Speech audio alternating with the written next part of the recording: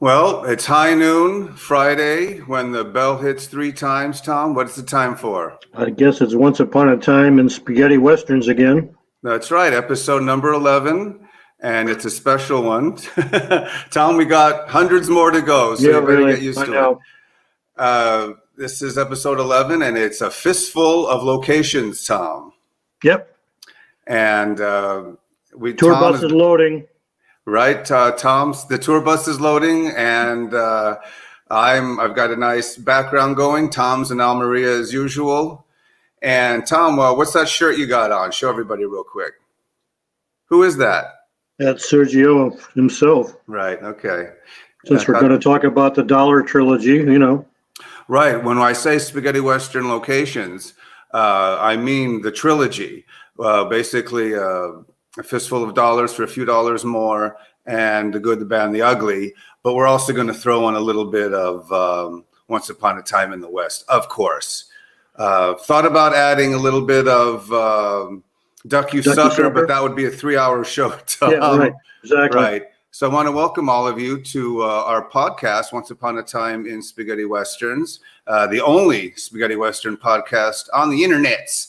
And that is the one and only Tom Betts, who is a spaghetti westerns historian. Hola, ¿qué tal? ¿Cómo está usted? Ciao. And I am Jay Jennings, film and poster collector extraordinaire. And let's get that out of the way. You're watching all this on Facebook.com/Spaghetti Westerns Podcast. Also live simultaneous on YouTube. You can also get all your information from Tom's website and Facebook page, facebook.com/Westerns all'Italiana. And then later in the show at the end, we always give a thanks to all the other Spaghetti Western Facebook pages. Tom, this is a heavy show, did a lot of research, especially yourself. I had to do a lot of uploading and video preparation. So if we get technical difficulties, and I know my mic will go out once or twice. We know that's going to happen. Jay's trying something new here with a combination of all these location pictures now and then, plus videos. So I told him his fingers are going to be manipulating so much that he'll be able to play the piano when he gets done with this one. Right. A little sonata in J minor. Yep. The other thing with the Leone films is as his budgets increased, so did the number of locations increase.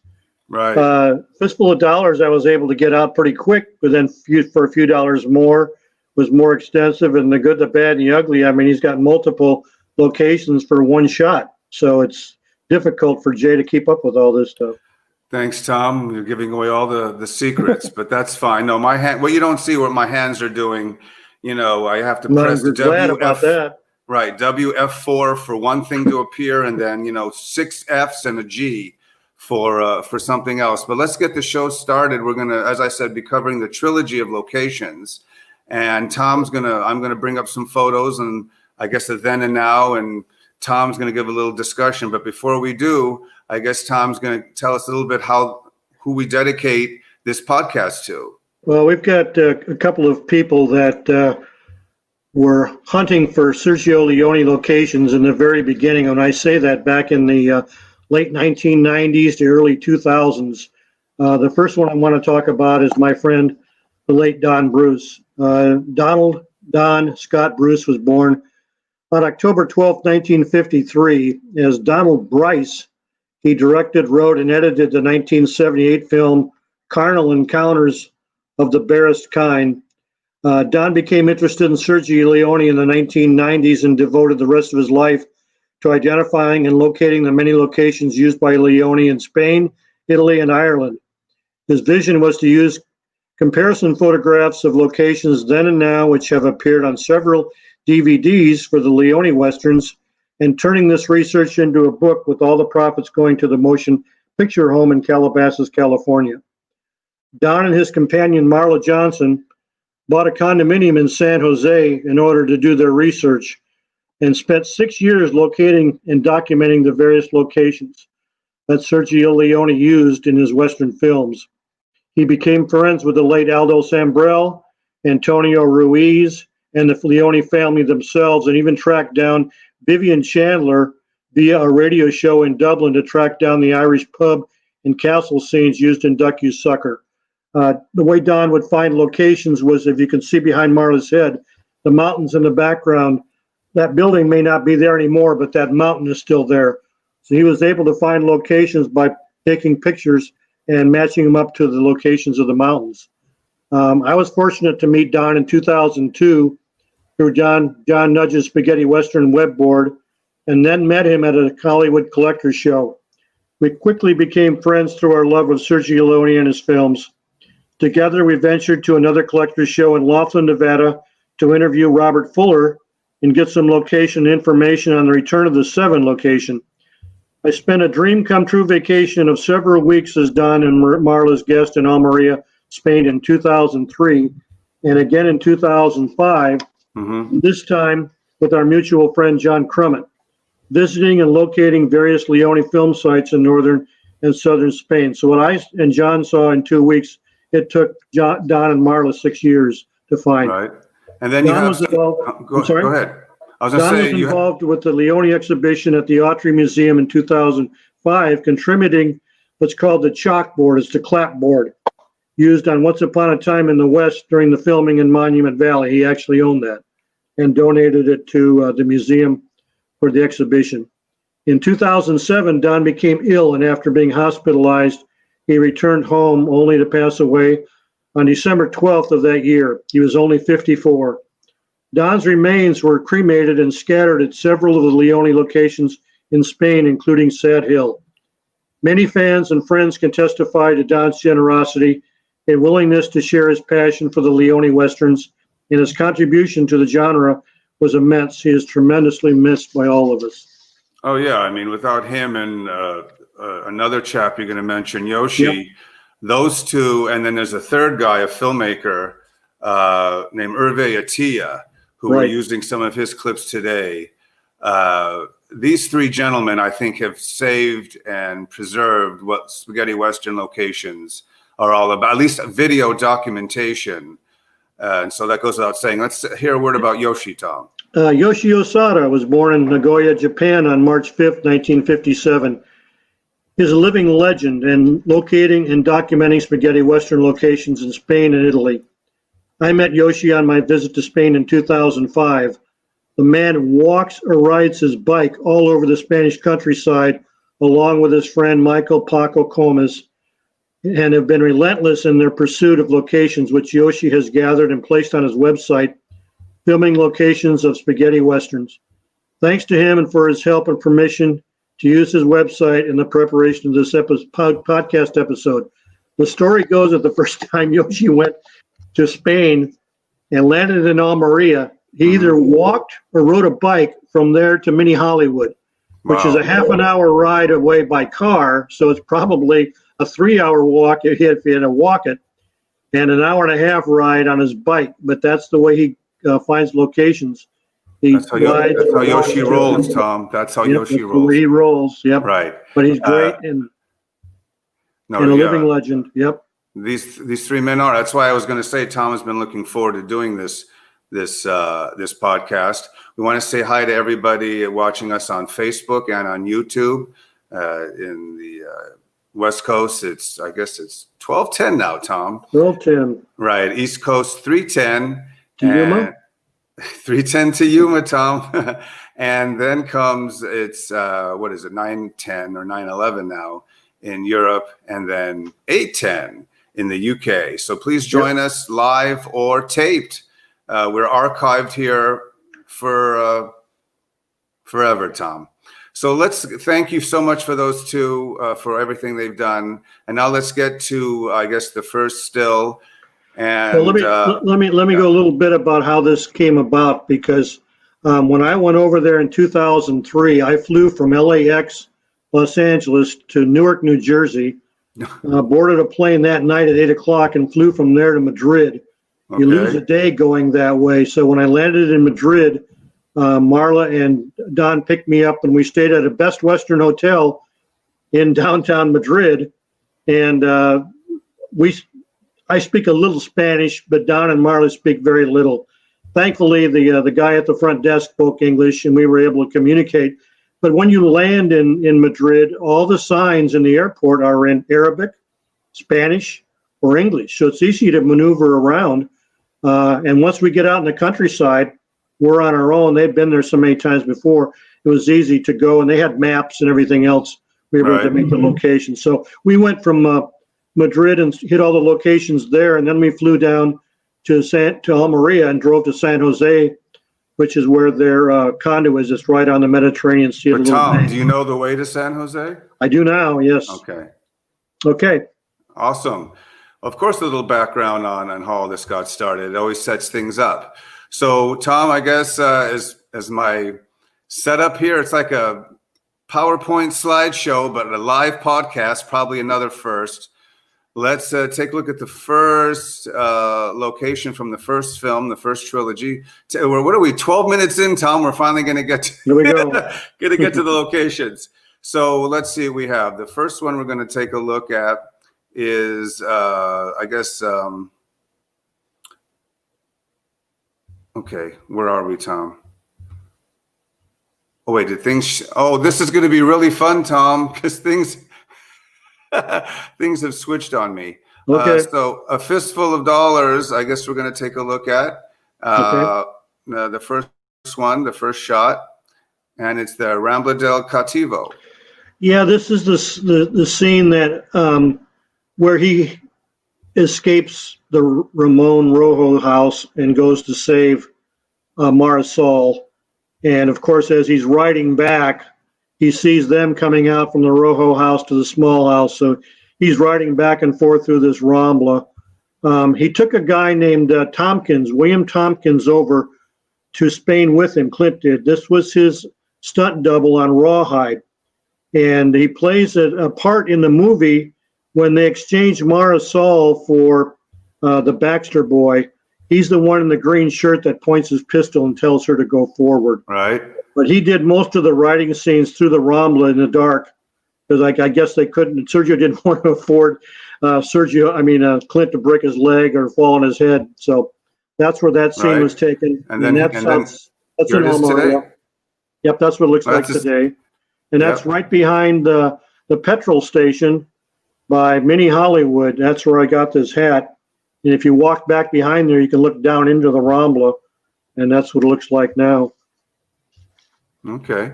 And then I think our next, let's see, the next thing we're going to look at is, I think, Rio Bravo Canyon. Well, that's, let me get that one. That's Rio Bravo Canyon. This is when... Tom, let me just interrupt you real quick. Oh, wait a minute.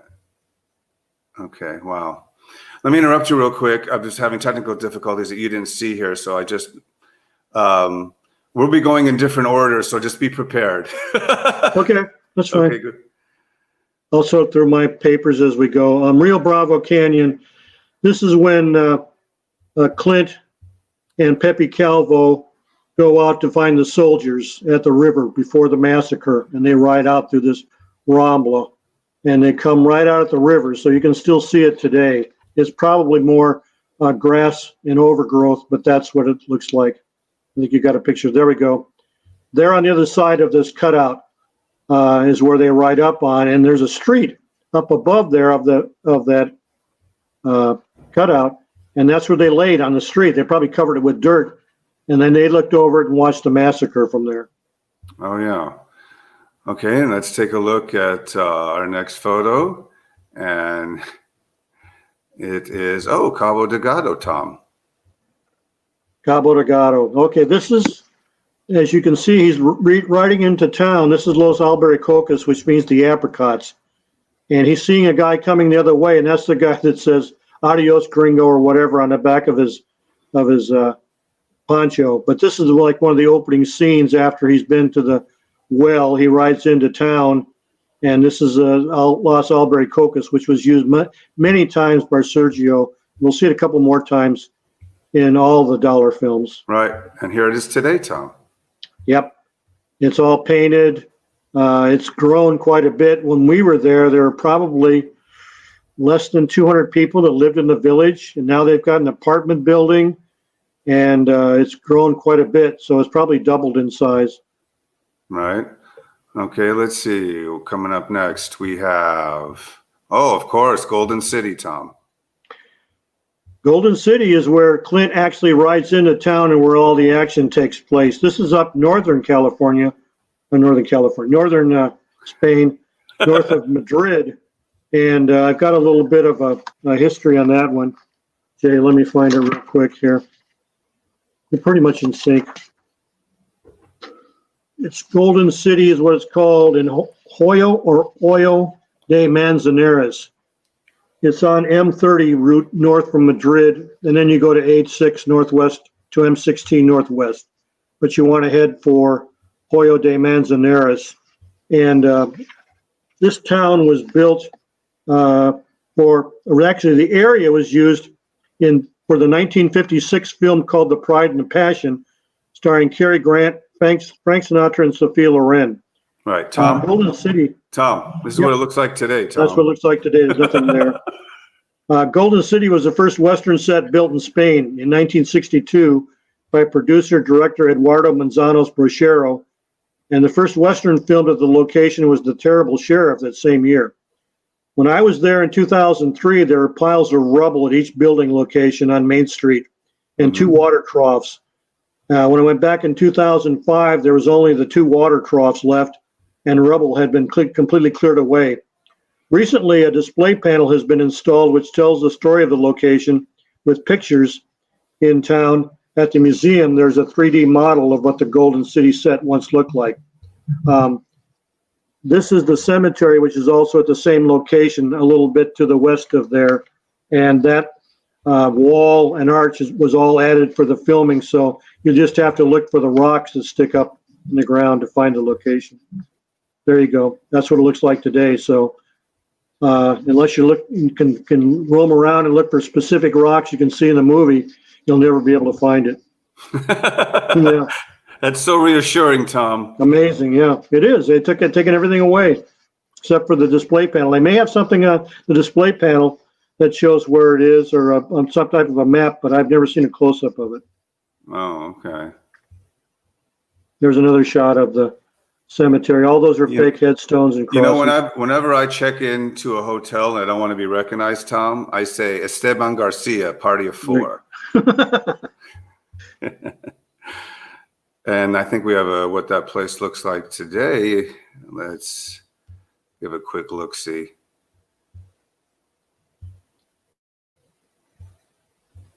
Yep. Yeah. Basically, Tom, I would not recognize that. How did people just know the area? I'm guessing because of the water troughs there, Jay, it's grazing land for cattle or goats or whatever. We never saw any animals there, but I mean, there were water troughs, so it must have been used for something. Right. Maybe Javier, if he's on here, he could tell us what it is. That's his area. Okay. Madrid North. That's great, Tom. Keep your eyes off the guest list, Tom. You got Casa de Campo, Tom. Casa de Campo. Oh, this one's a doozy. This is where the wine cellar was. This is the exterior and was also used for the interior of the Rojo house. When I went there in 2003, the arch was still there. The doors were stacked up on the side, but they were converting this whole building into a restaurant. When we went back in 2005, you could not find this. That archway was inside the restaurant, so you'd have to know what you're looking for to find it. But Casa de Campos was a museum area street of different houses in different periods of time in the history of Spain. That's what it looks like today, and there's the arch. Well, it looks like a gift shop at Disneyland. Oh, yeah. It's all glass, modern, fancy, 5-star probably. Just what it needs to be, right, Tom? Yep. So, no, a lot of these places, as at least I can see, are recognizable readily, while others are covered in years of brush and lush greenery. Yeah, if it's in a city area, they're gone. They've been used for something else. If they're out in the boonies, you might find something. Right. Here's another favorite shot, Tom. Aldea That's de the river. Fresno. So, okay, we showed the scene where they're riding through the canyon, and this is the river. Let me get that, Jay, real quick here. I got it. Tom, This is Aldea de Fresno is what it's called. And when we went there, depending on the time of the year, it depends on where the water level is. When we were there the first time in 2003, it sort of looked like this. It was probably 2-3 feet deep at the most. When I went back in 2005, I was able to walk all the way over to the brush on the other side and jumping from area to area without getting my feet wet.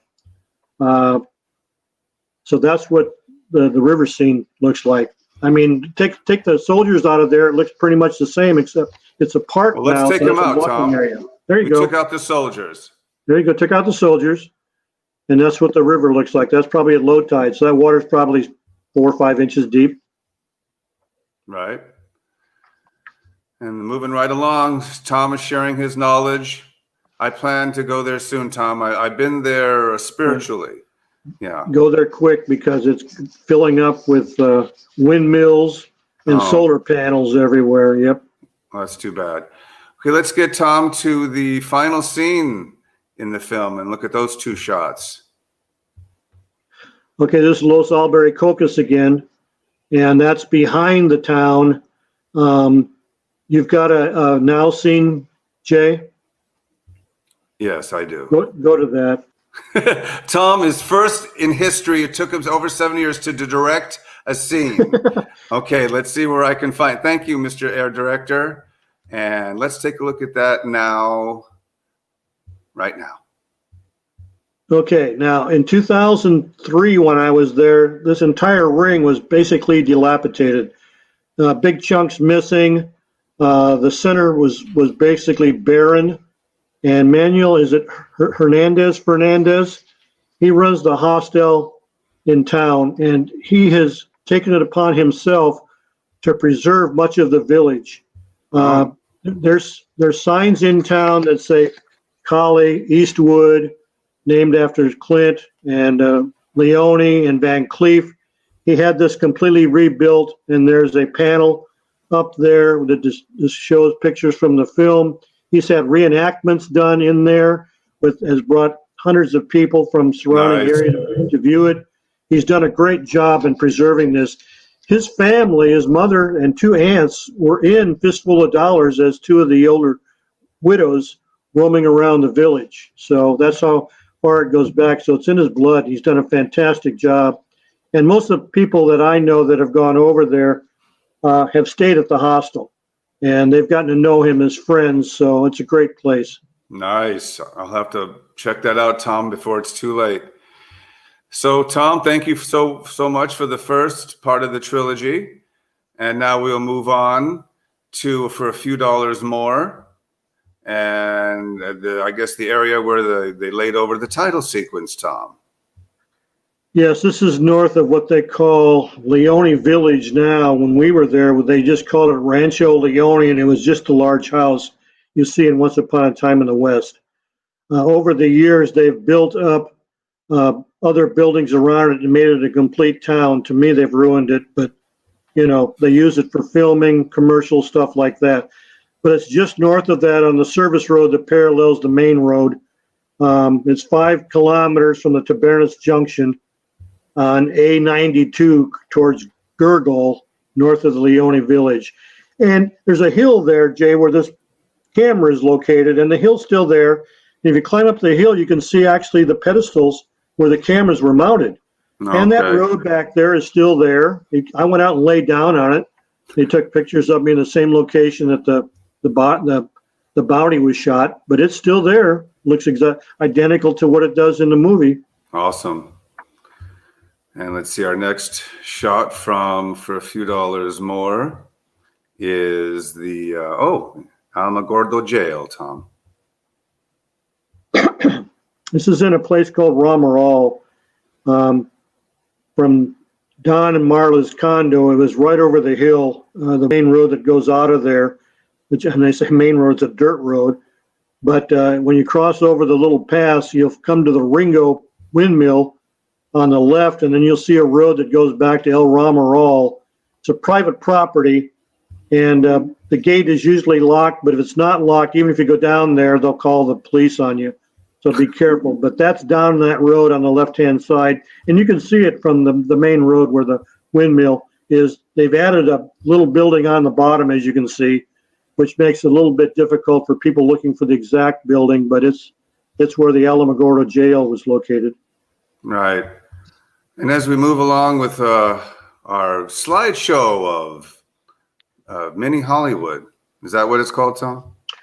Mini Hollywood / Oasis now. It's a tourist attraction town like Universal Studios or Paramount Ranch or whatever, but the Oasis, they have a zoo there behind the fire station, and they have exotic animals and stuff. That also is the same location there, Jay, as the Alamogordo Jail. It's the other side of the building, and that's at the end of for a few dollars more.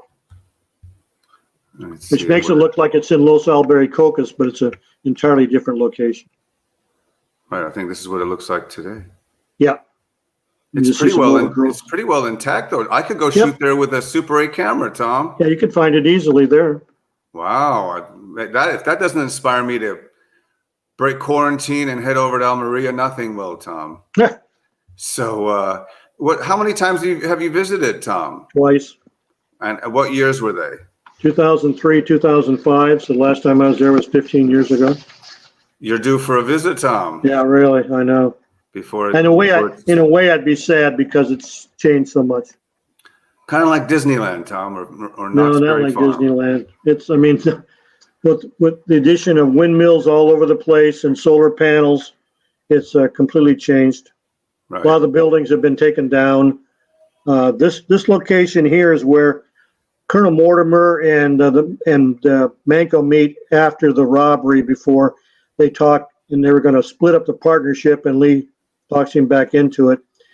If you look behind this pyramid mountain, you're up on top of it, you can see Mini Hollywood in the distance. You take an access road on the side of Mini Hollywood, go to the back, and you'll pass through a little forest of like cottonwood trees or juniper trees. That little forest was in Valdez's Coming, where he's tied to a cross. Oh, okay. And walk through there. That's the little forest that you go through, and then you come out the other side, and there's a dirt road to the left with a chain across it. And that's called now Rambla Leone or Sergio Leone. And you take that road up there, and you just pass nothing but one site after another of the Leone movies. The Ducky Sucker Bridge is there. The two nests for the machine guns are there. That Pyramid Mountain is there. The next one up is where they camped the night before. It was to rob the bank, the diversion. So you just keep winding up that road. Now this one is back this is not Albericocas, because remember when Mortimer shows up to open up the safe, it's in Albericocas. And you think, okay, they just used one of the buildings in Los Albericocas to make the cantina, but that's not the cantina. Sergio never seemed to do that. When you enter Mini Hollywood, get off the main highway there, at the very bottom is a building on the right. Now, I've heard it's even worse shaped than this picture, but it has like one big room, and there's a sign inside with spray paint that says Sergio Leone. And for a lot of times, people would go in there and say, this is supposed to be the location of the cantina, but we don't see it. It's just one big room. So when I was there, we went out, and Marlon and Don got back in the car, and I went over and looked around the side where that guy's standing, and you could see where the wall had been covered up with block and then stuccoed over, which showed that there was another entrance into the second room. Right. And so that was the cantina. And once they saw that cinched it. Yep. So that's where that's taken. What about here, Tom? Is that the same scene? They just same moved thing, around? Yeah. Uh-huh. Okay. Yeah, that's. I think they just dressed that setup or that particular building in different ways to be. It's the same thing if you really look at it. It could be the same one that they use in Day of Anger. Oh no, a lot of Dane Anger share a lot of They similarity. use Los Albericocas too. Yep. Locations, exactly. Yep. Okay, let's move on to a next look at this place. Oh, what visit was to this film without visiting El Paso, Tom? Oh, got to go El Paso. Yeah, there's El Paso. That was made by Carlos Simi for this particular movie, and what they did was they filmed. I can't really explain it. The village looks much bigger than it is. It looks like it's blocks and blocks long, but it's only 2 blocks long. He's looking down towards where the bridge is, where Tuco comes back in The Good, the Bad, and the Ugly into town to get the revolver. So he's riding in from I guess it's the south end of town going north. Easy way to pick it out is that 3-arched building on the left. You saw that in Navajo Joe. And then the 3-story building on the right is the hotel that Clint stayed in for a few dollars more. And then also that was in the movie with Craig Hill. I Want You Dead? No, it's the one where he shoots George Martin in the eye with his rifle at the very end. Hold on. He's got the telescopic lens on his rifle. I know what it is, Tom, but my fingers are doing too much work. No problem. And then, of course. Somebody will plop it in here. Right. Did we already? We already looked at the cantina. Looked at that one. That's afterwards. Yep. Okay. Oh, I see what's going on here. Sorry, folks. Let's move on to a next still here on our locations, a fistful of locations. Tom is reminding us where these different scenes from the Leone trilogy. You can also say the Eastwood Leone trilogy, Tom. Yeah. And you can say 2/3 of it with Lanky LVC. Fellow, Taste of Killing. That's the one that. Lanky Fellow, not one of my favorite. Yeah, not one Yep. of my favorite Craig Hills. No wonder I didn't remember. There you go. That was filmed there. Yep. Thanks, Roy. Poster. Thanks, John. See, thank you to the community for chiming in. That's what you're here for. If Tom and I, God forbid, don't know something, then by golly, you fill us in on the blanks. Okay, so let's take a look at another. Oh, of course, the church, Tom. Oh, yeah. The church is a separate building, and they use 2 locations for this scene. The first location, I don't know if you've got the exterior or not. This is the interior. Right, just the interior. Okay, it's at Santa Maria Church in Torrillas. If you remember the shot that Jay showed of the beginning of For a Few Dollars More, the mountains in the background. Up on the top of the mountain is where Torrillas is located. And the fields that these guys used to tend were at the bottom of the hill. I have no idea how they walked down and got up there day after day after day. They probably used the top of the mountain as a fortress. The town being up there, they had plenty of time to defend it. But the building itself that Sergio used was a church. It was dilapidated. It wasn't being used. The roof was off. It was basically falling apart. And he paid them enough to use the church that they were completely able to fix it completely back up. And they call him Saint Sergio to this day because of him being able to repair the church. And he resurrected it, Tom. He resurrected it, is right. Yep. Okay, this is the Tucumcari station. This is outside of Gaudix, and it's along a road. Let me see if I got. It's called. It's in La Calahorra. It's off of A92, and you take GR 6103 off ramp. It's about 200 yards before you get to the solar farm. Remember I told you about the solar panels? Oh, yeah. There's one right past this. The other thing about this station is when we were there, it was a pile of rubble. But across the railroad tracks was the station for Once Upon a Time in the West, the opening scene where they shoot Bronson. And if you see the train pulling in, you can see the Tucumcari station across the railroad tracks where the water tower is. That's what it looks like today. When we were there in 2005, the rails were pulled up. Some of the ties were still there. Now it's completely gone. I could never figure out why they didn't use that as like a wine tour on the weekends. Have a wine and cheese car out of Gaudix and go along those railroad tracks and make it into a tourist attraction. All right. Let's take a look at the rendezvous scene, Tom, here now and then. All right, when you go to Mini Hollywood, keep going past it, and you want to go towards what they call Texas Hollywood. When I was there, it's Fort Bravo now. And you get off of the main road and you go down and under the road. Well, if you go to the right and go down a quarter of a mile or so, look to the right side, and you'll see these palm trees, and that designates the oasis. The palm trees were brought in for, was it El Cid? Or, let me take a quick look here, Jay. All right, here we go. It was also, blah, blah, blah. I don't have it down what they were brought in. Are you kidding, Tom? Brought in for another movie, and it was also used for the hunting party. Remember the end scene at the little oasis where Gene Hackman shoots everybody down? That's that right there, Tom. Yep. Looks like it's been used many times. See, there's only a few of the palm trees left, but that's right. What they were brought in. They're not natural. Oh, okay. See, that's what they did. They made these films for 2 or 3 weeks or less, in the same crews, and that's why it was such a great family atmosphere. That's why, Tom, one of these days I'll probably, Tarantino did it for 5 seconds, but I might make a film on. There you go. I won't name names, of course, but maybe I'll do base a spaghetti western star on a few people, maybe Bob Woods, Montgomery Ford, Nero. Mm-hmm.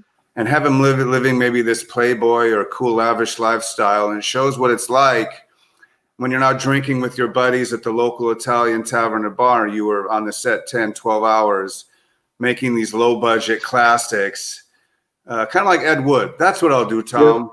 I'll make an Ed Wood for spaghetti westerns. God help us all. So I think we got one or two others from... for a few dollars more, and then we'll move on to the next in the trilogy. Okay, how about this one, Tom? Yes, that's the exterior scene of the church. Entirely different location. That's called the Alum Tower in Rodacular, Spain, and it's out of San Jose on AL 3108, and then you go north to AL 4200, east of the road to Playazo Beach. That's on the right-hand side. When we were there, it was used as a goat barn, and you really didn't even want to go in the front door any more than a few feet. It was in bad shape. It's still there. There's a fence around it now, and I think they've put up a plaque, but that's also used in Duck You Sucker, where Coburn was going to blow it up, and Juan comes along and steps on the dynamite plunger and blows it up. There's a church that was built next to it, but that was used in that one too.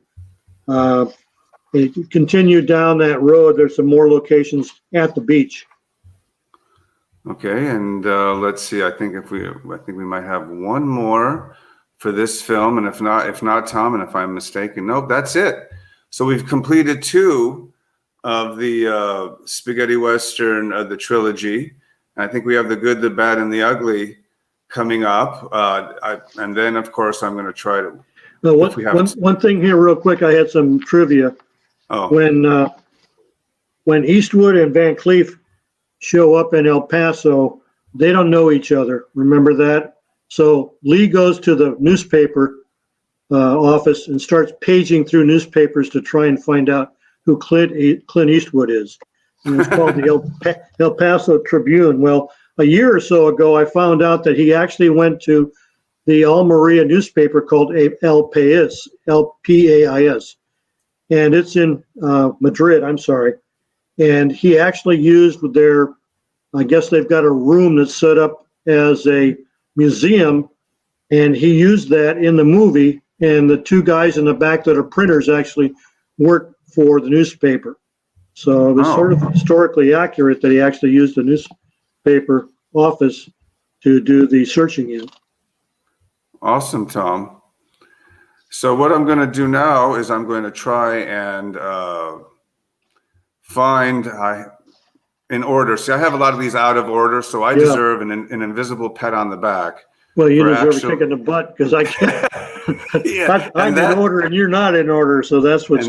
We're both. You're out of order. This court's out of order, Tom. I think I do this from memory now. Okay, go ahead. Oh, that's what we want, Tom. I wouldn't want you reading it. Well, like I told Jay too, the other thing with Leone is his budgets got bigger. He used more locations. That way, he was great about turning the camera around and filming one view and then turning it around the other way and filming the other, and never had to move. So as the budgets got bigger, he moved all over Spain to make the films.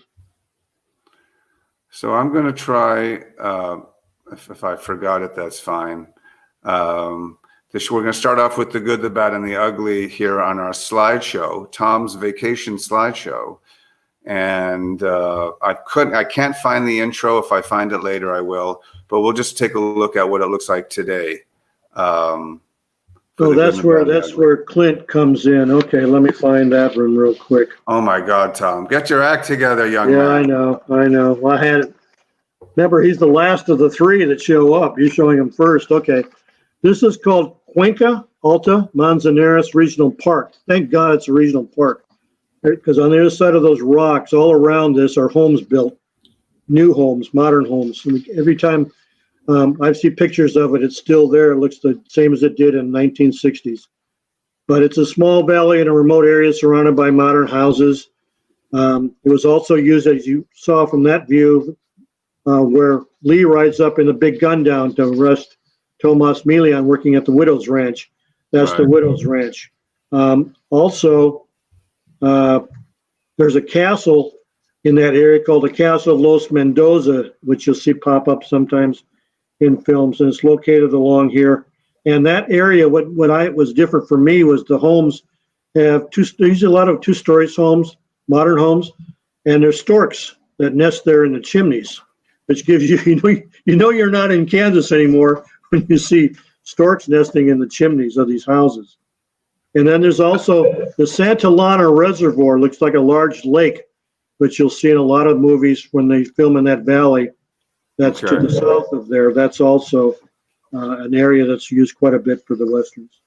Tom, can you do me a favor? Could you move your refrigerator towel out of the way there in the corner? Yeah, Mike's getting another peanut butter sandwich. So I was just kidding. We'll have to wait. Okay. We'll have to do this show earlier or later. Right. Okay, so let's move on to our next. It's one of my favorite set pieces from the good, the bad, and the ugly, and that is the Betterville Prison Camp, Tom. Yep, Betterville Prison Camp. Let me find it, Jay. Oh my God, Tom. Let me find it. Oh, that's all right. I got it. Okay, Betterville Prison Camp. That's in Carrazo, Burgos, Spain, north of Carrazo on BU 903. If you look at the mountains there on the right, if you go to the other side of those mountains, that's where you'll find where the Langstone Bridge is located, and the monastery that they use for the interior shot of Mission San Antonio. A little story about this one. When Don and Marla went there the first time, they went to Sad Hill, and they got their car stuck. All the cars over there are very small, compact cars, and they got stuck. So one of the guys with them knew some Spanish, so he hiked into town to find some help. He actually located the farmer that owns Sad Hill property. He also owns Betterville, and he came out with his tractor and pulled them out of the dirt, the mud, and they were on their way. So when we went back in 2003, we went to Betterville because they knew where it was, but the gate was locked because, again, of private property. So we're driving around town, and for some reason, we just happened to pass the guy. And we turned around and followed him back to his house. And of course, he didn't remember him at first until we started telling him about the saga of them being stuck in that. And then he remembered. So he let us go up on Betterville and climb the hill, and the prison is up there. But there's only some couple of foundations left. The spikes for the bridge that they walk into Betterville, and that's what's left there. But if you go down Betterville, go to the north, you'll go into Sad Hill. It's all on the same property. This is the Civil War reenactment area, and like I said, it's on the other side of those mountains. It's in the valley of Arlanza in Hortaguaya, Contreras. This, you have to look for a place along that road. Is still there. That's the main road. Pull over to the side, and that's a farmer's field now, and it's on quite an angle. You can't believe that it's the same location. On top of the hill is the road where Tuco and Clint were riding when they were arrested and brought into the trenches. But there's So the road. you'd go off that road, Tom, and park your car with a picnic basket and. Yep, it's marked. I mean, that's all those trees were cut down for the bridge. They've all grown back now, but that's the site of the battle right there. Okay. And let's take a look at some more, I guess, then and now shots from The Good, the Bad, and the Ugly. Oh, okay. This is, I guess, the scene where the first collecting of Tuco on the Wanted. He brings them in, and one goes in, another comes out. There we go. Yeah, this is actually filmed in Rome. This is Elio Studios, and this is where the hanging takes place also, but it's outside of Rome, and he brings Tuco in there, and that building to the back and to the left is a giveaway on Elio Studios. Every time you see an Italian Western, it seems to be in it. Okay, and then let's take a look what it looks like today. Nothing. Kind of on a rainy day. Looks like Knott's Berry Farm. Yeah, that's the film set without them being in it. But I mean, there's nothing left of it today. Elio Studios is still there, but they have no sets of any kind. They're all just a studio with sound That's stages. what I thought, but since it was part of the collection, Tom, Yep. I still added it. And then moving on to our then and nows of The Good, the Bad, and the Ugly, there was the scene at Colmenar Viejo, Tom. Colmenar Viejo. Oh, that one's interesting, Jay. That's Colmenar Viejo, and that's south of that reservoir I told you about. And what was interesting about that, it's right next to a military base. The first time that Don and Marla went there, they found it's a big farm. Again, it's a pasture. They went there and they started taking pictures, and all of a sudden an army man comes over from the military base and wants to know what the hell they're doing, taking pictures. So, like I said, Don had pictures of the locations and the backgrounds and told them, Sergio Leone, and showed him, and the guy shook his head. So they must not have been the first ones that were there. That's the fence. The other side of that is the helicopter base. And that's what's left of the town. It's mostly covered with briar bushes and blackberry bushes and thistles and thorns, but that's all that's left. Now they've got a little parking lot out in front with a display panel that you can walk up on a platform and overlook the site of the town. Oh, okay. Fascinating stuff here, isn't it, Tom? Yeah, especially when to me, you've been to film sites here in the States, and I have too. But when I was over there, it was like sacred ground. I mean, you see something for 20 years growing up, and then you're actually there, and it's like you're halfway around the world, and it's like, holy mackerel! I never thought I'd ever see this. Well, no, I mean, it's if you had a time machine, obviously you'd say Almeria, 1965 to 68, Right. maybe 69. Yeah, But now, you know, out here in the States, you had Corriganville, we had Calico. There's a few in Nevada that I visited. Paramount Ranch. Yep, Right. all kinds of stuff. Yep, Of course, Spawn Ranch. Pioneer Town. Missed out going to Spawn Ranch, Tom. No, not that there. Not go there. Are you sure? The other Not thing going is there? Okay. a lot of these buildings are actual buildings They're not sets. They weren't created. They were used by or lived in by farmers and people like that. And Sergio would come in and rent it. Or if they were not being lived in, he would just resurface them and use them for shots. But this one is the exterior location in Cortillo de Dona Francisca is what it's called. That's later view where it's basically going to pot. And to the left of the picture there is another row of buildings, and that was used in the opening scene of El Condor, where Jim Brown first meets Lee Van Cleef in the saloon. Dan Van Heusen's in there, and a couple of other of Van Cleef's buddies. But when you find one location, you find it had been used for multiple films. Right. Oh, no doubt, Tom. Also, taking the road to this location before you get there was used in Duck You Sucker when they had Juan up against the wall with a firing squad, and Sean comes along and says "Duck You Sucker," and puts a dynamite charge in the wall and comes through with his motorcycle, picks up Juan, and they go away. That's on that same road. So again, you find one, you'll find multiples. Oh, this one's great. This one is called La Sartanilla. If you go to the Oasis that we showed before for a few dollars more, keep going down that Rambla. To the left, you'll see a road that comes out and it climbs up the bank. Take that. It climbs up to a plateau, and the first thing you'll see is a bunch of rubble that was used in Valdez's Coming as the ranch for Frank Tanner.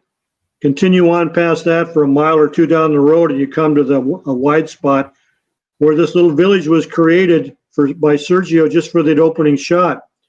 And Sergio loved it so much that whenever they were filming in the area, he would ask his driver to take him to heaven, and the driver would take him up there, and he would just walk around and be in peace and think and construct different sites in his mind of what he was going to do. But when we were there, we found parts of hitching posts, lots of like sardine cans that the crew would pile up when they were probably eating lunch or whatever. Wait a minute, Tom. Building sites. You found sardine cans from the crew from the 60s and 70s? Oh yeah, they were all rusted away. They had to be, because we found the same ones in Monument Valley when we found the way station there. So, okay, go ahead. Let's see what we can Sand find. dunes? Yeah, that is. No, I think we have a modern day photo of that somewhere around here, and I thought I would show it.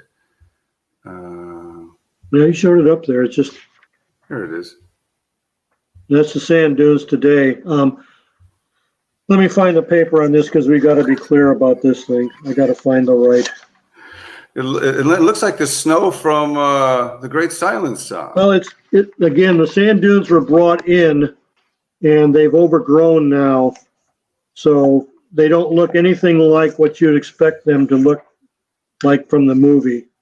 So, Right, well, that's fine. We'll move on to the next one. Let's see what we got. We got a few more from this wonderful film, Tom. And we want to thank you all for joining us. You can see I'm doing 10 things at once, but from now on, I've told Tom this gig doesn't pay enough, and Tom knows that. The six pack of Sapporo that I send Tom on a monthly basis isn't working. So, and then, Tom sends me some old boots that he wore in college, and he says, let's call it even. So I think, Tom, we'll just get back to I can't find the one I'm saying. I can't believe I can't find the one on the That's all right. Don't worry about it, Tom. We'll get back to that later. And let's move on to, I guess we have a couple other now and laters from The Good, the Bad, and the Ugly. And, okay. Wait a minute. Well, we have Tuco's train ride. Yeah, La Kalahara Station, again, that's, we've talked about La Kalahara. If you look to the right, that building on the right side, that was taken down. That's where the Once Upon a Time in the West station was constructed. And they put the camera where the train is coming in, looking backwards. So when you see Claudia getting off the train, look back to the right and you'll see the station right here where Tuco took his train ride. One of my favorite scenes, of course, and with the very great Mario Brega's in Bava, that scene. Brega, Mario Bava. Mario Brega. Bava. No, he wasn't in that one. He didn't get the role. Oh, okay. I think I have a Today scene from that, if I'm not mistaken. Yeah, there it is. The train still goes through there, but that station has been abandoned. There's another station close by where you can get on the train, but it's a modern train. It looks like a bullet train, and that's all that's left today. It's spooky looking because those trees have all been cut back. Looks like a horror movie. Well, maybe it looks good that way, Tom. A zombie movie could be filmed there. Right. I think we have, here's the Tuco second hanging in Almeria, Tom. This is Mini Hollywood again, and that building in the background is the bank. And Sergio just camouflaged it and make it look like another building and then took it down when they were done. Where the camera is the fire department on my background, which was right here, which was used for the livery or the barn where Clint shoots him down. Okay, and I think we have what that looks like today. Yep. Yeah, that's them. I guess they do their shows there in Almeria. Yeah, they just done show out there. Yep. Tom, how are those shows? Is it too loud? Do they use the real guns? They're fine. But we went to Mini Hollywood. They do a show on the inside of the Yellow Rose. We went to Rancho Leone, and we went to Texas Hollywood. And apparently these stunt guys work at all three studios or locations. And they did the same stunt show each time we went. And so finally, the third one, we just got up and walked out, and they're looking at us like, those damn gringos. I said, we've seen this thing 3 times now in 3 days. We know it, and we don't speak Spanish. Right, it's the same show. Yeah, they're sitting at a table. You'll see it on the internet. They're sitting at a table playing poker. They get into an argument, so a fist fight breaks out. And of course, the cop or the sheriff comes in, has some fisticuffs and some fast draws and stuff. But it's the same show at all 3 locations over and over and over again. It hasn't changed in 15 years. Every time. So, okay, I think we got one or a couple more to close out the film. Let's see what we got here, Tom. We have, let's see.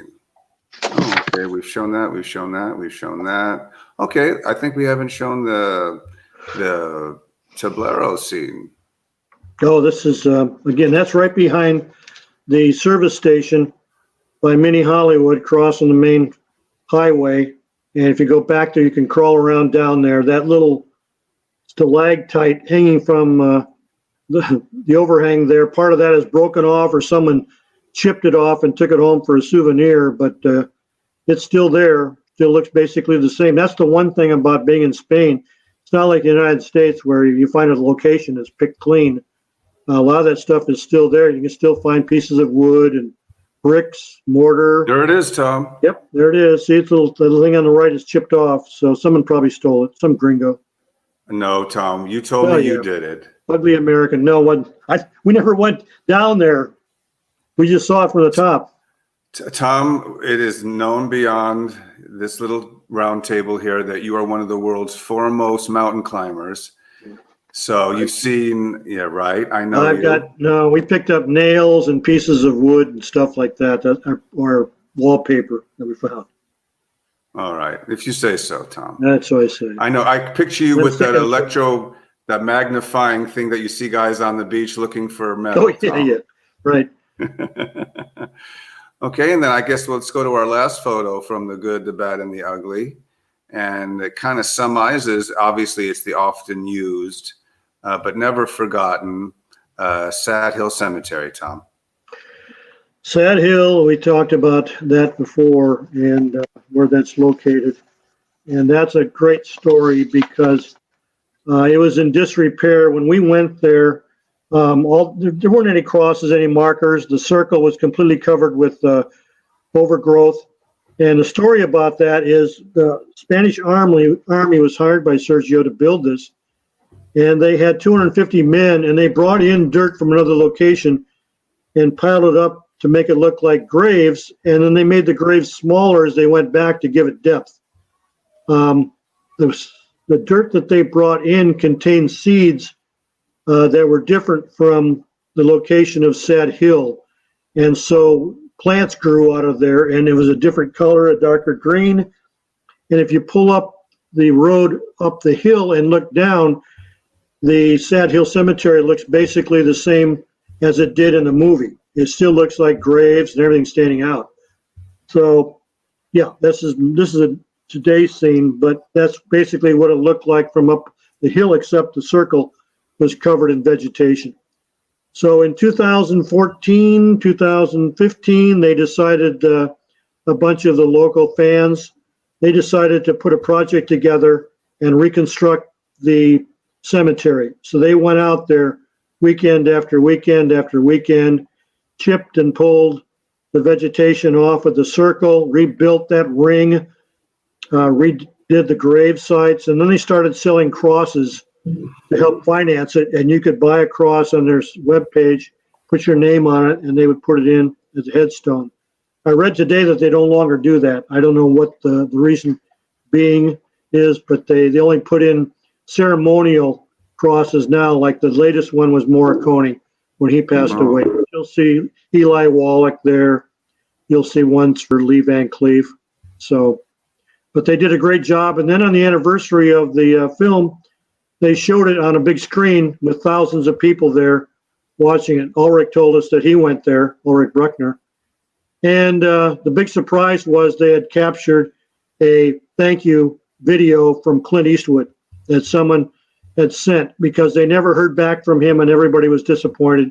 And most people didn't think he would show, but he did send a thank you very much for them and their work in preserving that part of the film for posterity, because it'll be there now. So, all right, great. Well, yeah. Well, it looks like we're done with the trilogy slideshow portion of the show, Tom. But I think as an extra bonus, I wanted to show some then and now footage from Once Upon a Time in the West, and it's got some great footage, and it's actually almost like a documentary type by Hervé Attia.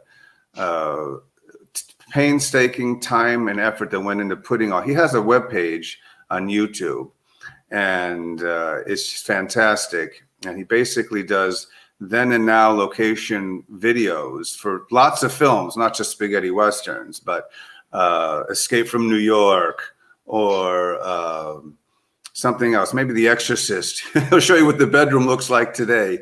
But his work on, especially on the spaghetti westerns, is fantastic. So we're using this footage just.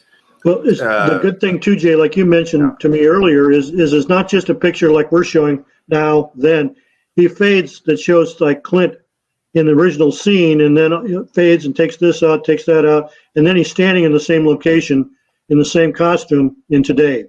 Right. So we'll run some foot. Yeah, well, great work. And there's a few people out there who put together montages. And as the podcast progresses, I'll try to name them like I do our two friends on YouTube who we've used various collages of theirs. So, okay, let's watch some footage, and Tom is going to comment over it, and hopefully this will go right. This is from Once Upon a Time in the West, Tom, and tell us what we're looking at.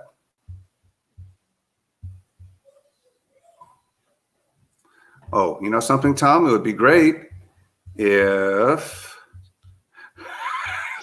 we played it. Yeah, there we go. That's the Tucumcari station. And on the other side of the tracks, it's now showing the Once Upon a Time in the West station. As you can see, it's completely gone. Look at that. Yep. The water trough was there when we were there in 2003. Look, now it's sand. Yep. Do you have that harmonica with you, Tom? No, I don't have one of the harmonicas. You can buy one. My mistake. Too many. This is the greatest line. You brought too many. Inside the dusters, there were 3 men. Inside the men, there were 3 bullets. See the windmills? Yeah, and see how you still see them standing there. Like today. Yep. Right. Did you see this, Tom? This is the Rancho Leone. Is that still standing? It's still standing, yeah. They've taken down the barn on the right, and there's another building on the left that they've taken down, and they built. Looks like a town now, and then they painted it instead of just being natural wood. It's painted. There's good old Frank Wolf. Yeah. And Timmy. Is Timmy still with us, Tom? See that little extension on the left? That's gone. But it's a saloon today. Tom, is Timmy still alive? Yeah, he's a chemist, I think. Oh, okay. One of my favorite. I want one of those jackets. See how they painted the building? Yeah, see how they painted the building on the left? I mean, come on. Ruined it. Look at that. I guess that's supposed to be what. I guess that's what that Sweetwater's supposed to look like when Frank got done building it, you know. Now that you said my name.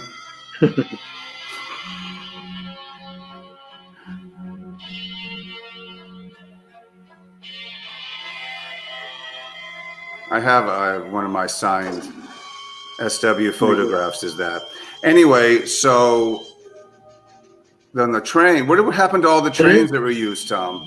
There's some in Guadix that there's we found them in a yard, in buildings covered up, and they do take them out once in a while, and they don't run them. They just take them out in the yard and let people climb on them and take pictures.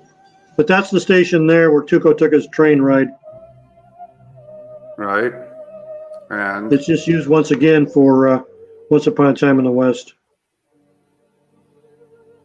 Flagstone, it's right across the street from the railroad station, and it's just those brick ruins. Thank God they're brick, or they wouldn't be there at all because all the wooden buildings are gone. I'm sure that scene is still there. Of course it is. Yeah, the road's still there. Right. And a tanker, so that helps. And then Monument Valley. You went down this road, right, Tom? No, not the road. If that's we found it by a wash, but you can find the same hitching posts, the sardine cans, whatever, where the location was.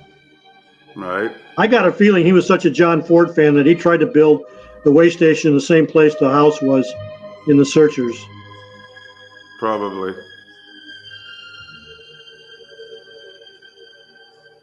And the guy that Don got the chalkboard from is one of the guys working in the camp here. All right. He was the location manager that Sergio used to find out all the locations.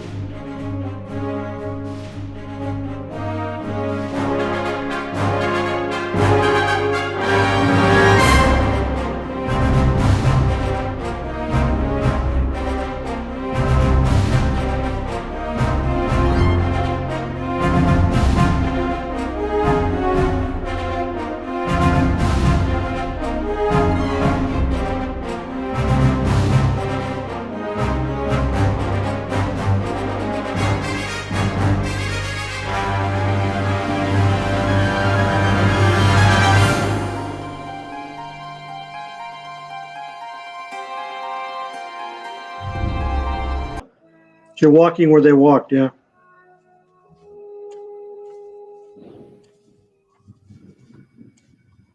So this is a remaining of the building. The set, Remnants.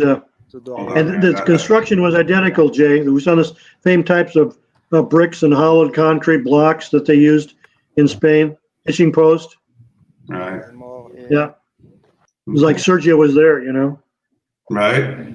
So that's our little look at the trilogy of Sergio Leone's A Fistful of Locations. And it'd help if I would turn it off on my end, Tom. There we go. There you go. So you can see behind me, I'm getting a drink at the bar, Tom. Having a little vermouth, dry. And what's Tom got? Hard cider. Yeah, it's called Tom Betts's Personal Ale.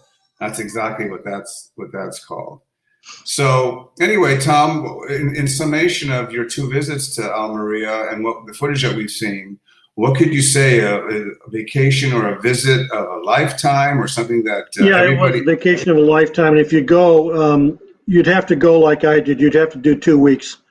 1 week in Almeria, southern Spain, and 1 week in Madrid to see all the locations, because we left 9 o'clock in the morning and it stayed light until 10 o'clock at night.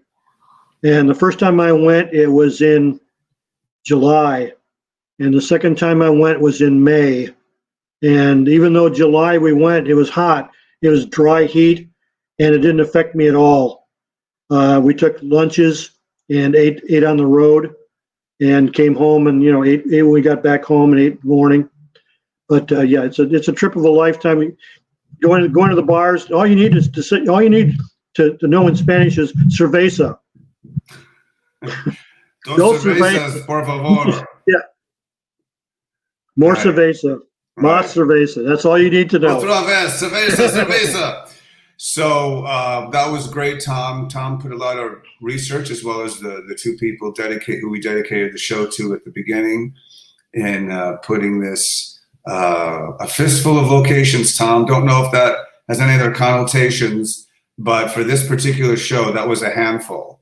So Yeah, yeah. There's, like I said, if he did a 4th film, we'd be here for an hour just covering that.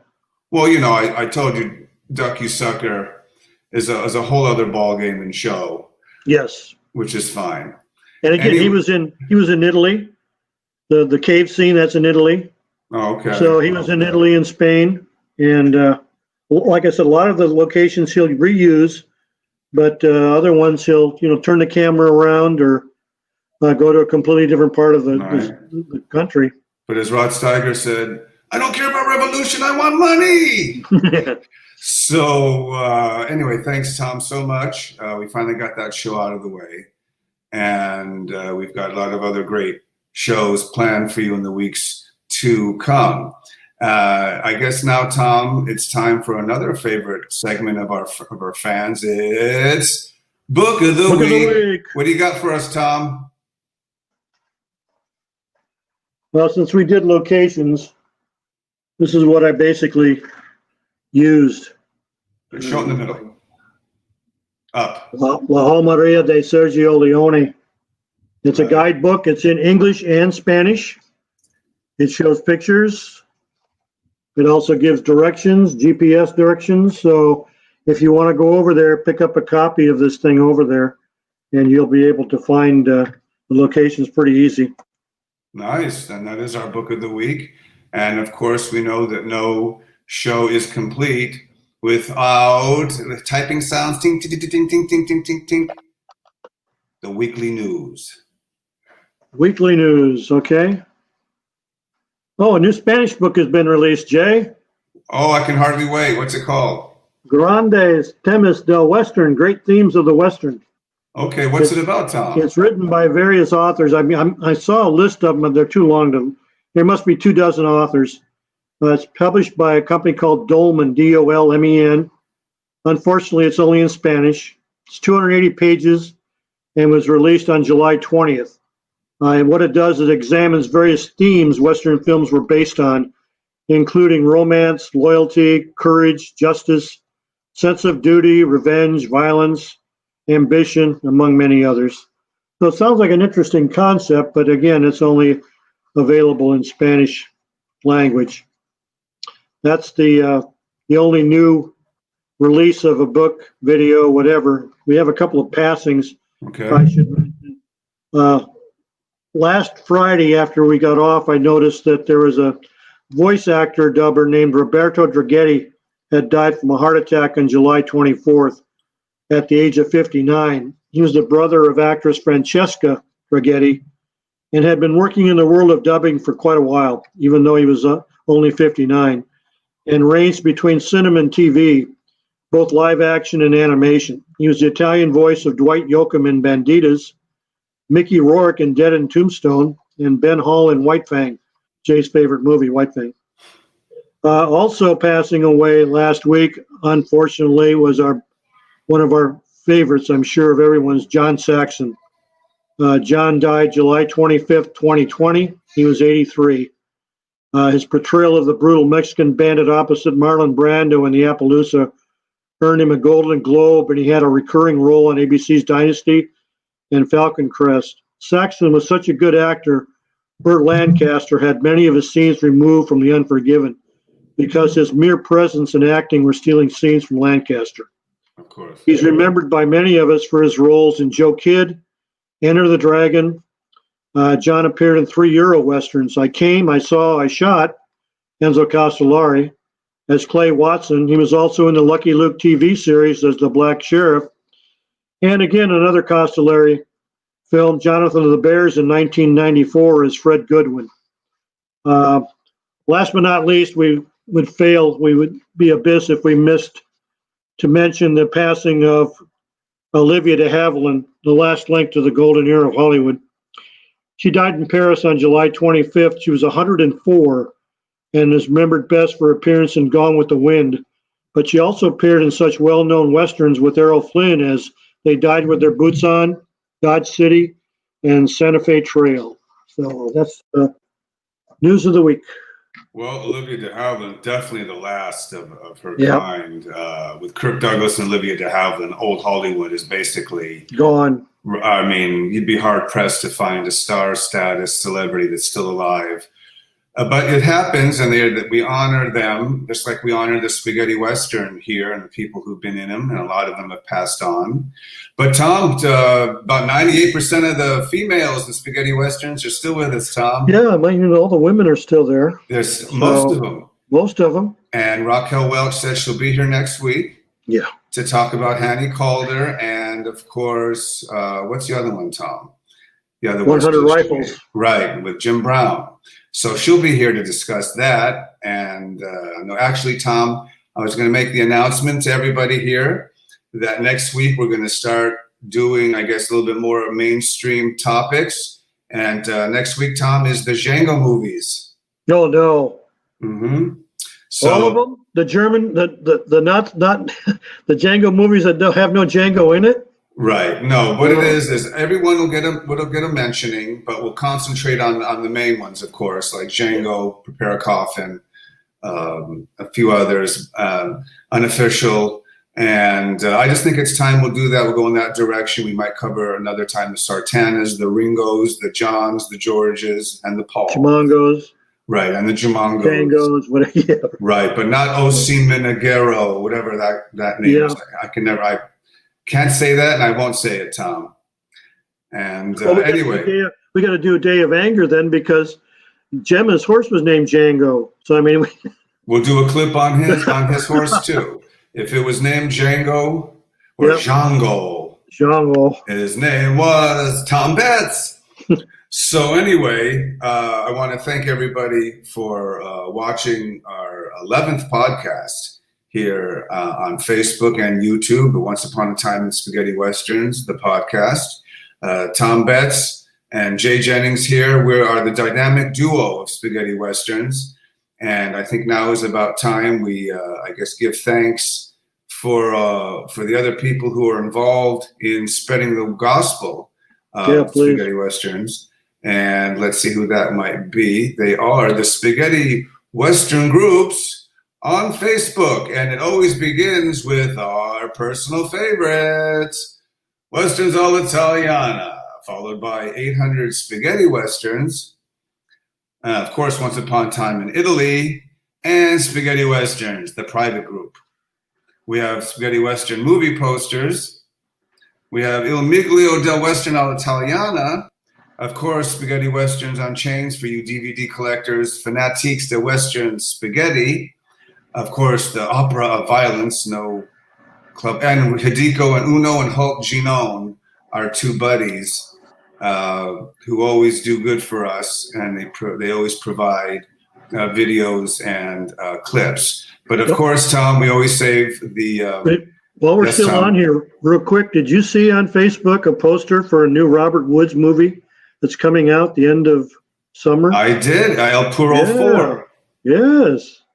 I was Well, surprised. I'm I knew waiting he for it. had done some stuff, but there's no actual date, so Well, then you know what's coming after that, don't you? My Name Used to Be Pecos. that's right. That's coming out soon. And then, of course, we don't want to forget Q, My Name is Quentin. Q is for Be Quiet. There you go. So those three will be coming out soon. We want to say hi to Robert Woods and Montgomery Ford, our two best pals who were on previous shows. We do have other surprises coming up.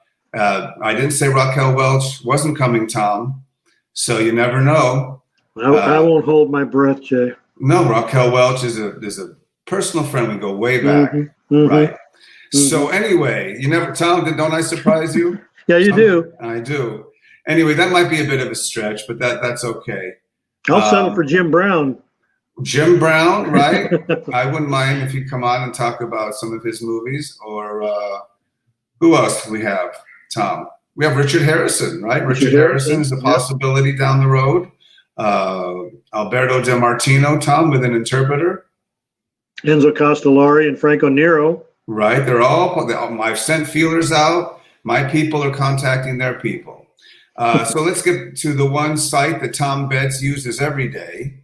And that is, Tom, The Spaghetti Western Database. It certainly is. Sebastian's page. We never leave home without it. Nope. The website Tom Betts uses daily, it's right there. Thank you, Sebastian. For latest editions, DVDs, Blu-rays, new on home video, new reviews, obits. If you're just starting out or you already know about the genre, this is the place to start and end your day in between Tom's Westerns all'Italiana and the Spaghetti Westerns podcast. So thank you, Sebastian, for spreading the good word. Well, Tom, I think that wraps up podcast 11.